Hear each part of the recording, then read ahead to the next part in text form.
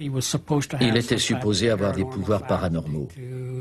Il pouvait désigner les gens par leur nom, leur numéro de sécurité sociale, leur immatriculation de voiture. Il leur disait ce qui n'allait pas, de quoi ils étaient malades, et il devait les guérir. You've told me nothing about your condition. Is that correct? No, I haven't. You're not able to see me clearly. Things just blur to you. You have to stumble around lately through crowds and are not able to see even people's faces close up to you clearly. That's true. Des complices l'aidaient dans cette mise en scène. Certains se rendaient au domicile des gens et récoltaient des informations pour les rapporter à Jim Jones. Et à la réunion suivante, il utilisait ces renseignements pour s'adresser aux gens qui étaient surpris et qui, évidemment, se demandaient comment ils pouvaient savoir tout ça. Combien d'entre vous ont été guéris de l'arthrite, du cancer? C'est vrai, vous être si nombreux. Je suis reconnaissante comme tout le monde ici. Merci beaucoup. Les cancers, en fait, c'était des abats de poulet. Les infirmières les mettaient dans des sacs et les laissaient pourrir en plein soleil durant plusieurs jours. Ensuite, il appelait dans le public quelqu'un qui souffrait du cancer.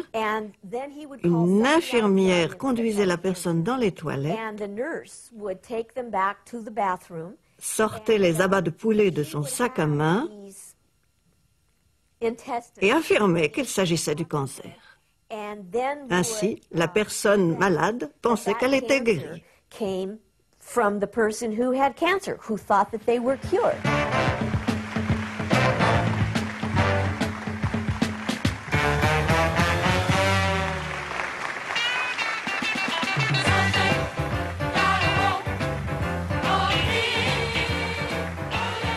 Fausse apparition, faux miracle, faux pouvoir.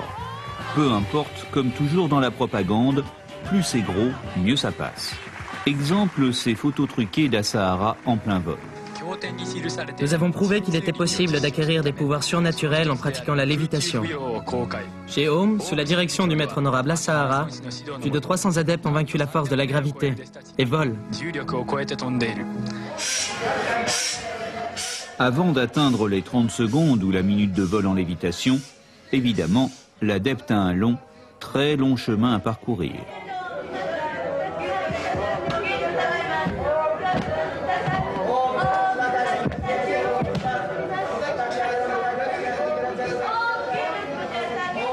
Et pas question d'avoir une démonstration du maître, Asahara ne vole qu'en toute intimité et dans la plus grande discrétion. Est-ce que vous pouvez nous faire une démonstration de lévitation? Je ne suis pas au cirque, ce n'est pas un spectacle. Si je faisais ça pour vous, ce ne serait pas authentique. À défaut d'une démonstration en vol, il est en revanche conseillé d'acheter le mode d'emploi, le livre, la cassette et le t-shirt. 200 francs, 50 $, ce n'est pas cher, mais ce n'est qu'un début. Très rapidement, le discours est clair. Pour progresser, il faut payer. Le fait de donner votre argent et vos biens est nécessaire pour purifier votre karma. Il n'existe pas d'autre moyen de vous purifier.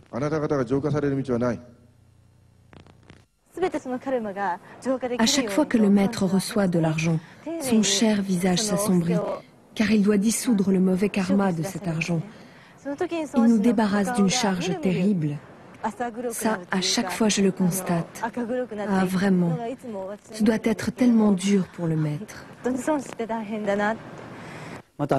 Chez Aum, le montant des offrandes correspondait à la taille de la vertu accumulée. Donc, plus vous donniez, plus vous montiez dans les grades. Du coup, même les adeptes de base donnaient le maximum. Certaines personnes pouvaient passer trois vêtures en 6 mois, comme d'autres pouvaient en passer une par an. En fait, ceux qui passaient vite, c'est ceux qui avaient de l'argent. J'ai un peu honte d'en parler, mais j'ai perdu quelques dizaines de millions de yens.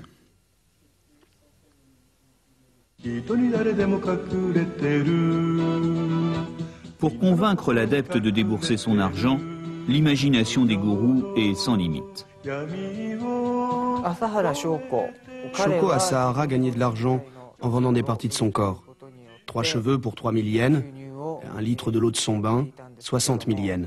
Et il vendait aussi les poils de sa barbe et ses bouts d'ongles.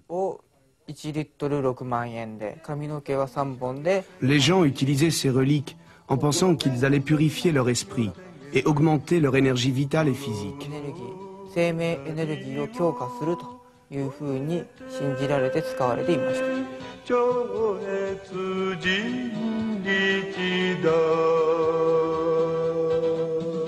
Au départ, les adeptes sont incités à acheter, à donner. Mais ce n'est qu'un début. Bientôt, ils n'auront plus le choix. Concernant l'argent, lorsque je suis parti, tout l'argent devait lui revenir. On n'était pas autorisé à garder de l'argent avec soi. Je me souviens d'un homme qui un jour m'a dit « Je ne peux même pas acheter des jouets pour mes enfants.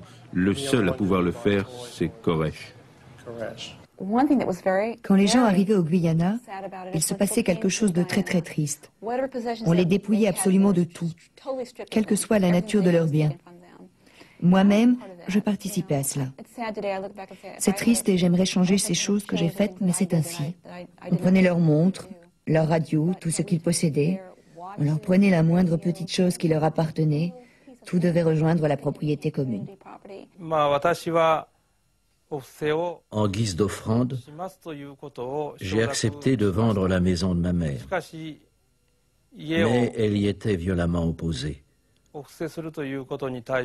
Ma mère est devenue gênante pour eux. Alors, dans la nuit du 21 mars, une dizaine de personnes ont investi la maison. Ma mère s'est débattue. 4 personnes l'ont maîtrisée et l'ont emmenée dans une camionnette à la secte pour lui faire signer de force une déposition de vente. La fin justifie les moyens. Et si nous utilisons des moyens abusifs qui ne sont pas toujours justes ou équitables, ce n'est pas grave, car seul compte le but à atteindre.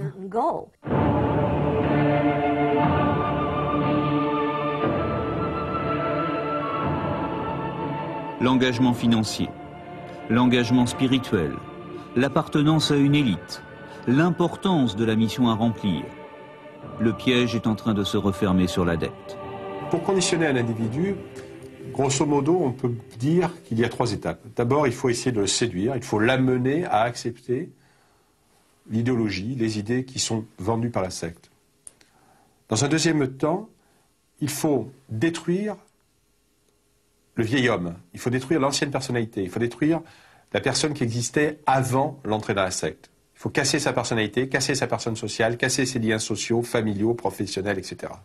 Et ensuite, dans un troisième temps, il faut la reconstruire sur le modèle sectaire, sur les nouvelles règles de fonctionnement, sur les nouvelles règles sociales, sur les nouvelles lois, sur tout ce qui va faire l'adepte. Et là, il y a un sacrifice de sa vie. Il ne s'agit plus à ce moment-là de prévoir ses vacances, le pognon qu'on va laisser à nos enfants, etc. Parce que de toute façon, tout ça, c'est déjà terminé. Ce sont des figures qui ne tiendront pas s'ils donnent le dollar de la muée. Hein? D'accord. Au nom de la cause, de la mission suprême, les adeptes acceptent de changer leurs habitudes. Toujours pour de bonnes raisons. Un exemple, le sommeil. Parce que la tâche est énorme, il faut plus travailler et donc moins dormir. À ce moment-là, le templier, qu'est-ce qu'il fait? Il travaille le jour et il travaille avec les plans subtils la nuit. Mais il est toujours en état de veille, il dort de moins en moins. Souvent, on lui apprend à dormir de moins en moins.